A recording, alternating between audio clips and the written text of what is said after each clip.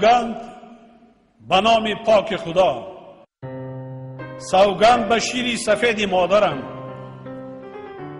سوگند به دعای نیکی پدر و مادران، سوگند به نان و نمک دسترخوان پیر و جوان، سوگند به آب و خاک مقدس وطن که مسئولیت تقدیر امروز و آینده دولت و ملت تاجیک را بر دوش میگیرم.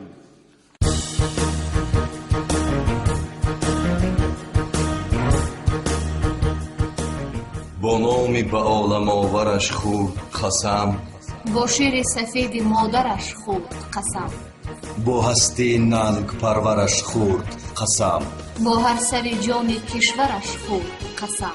بیدار شده، بیدار شده، تقدیر یک است، این قسم هر یکی ماست.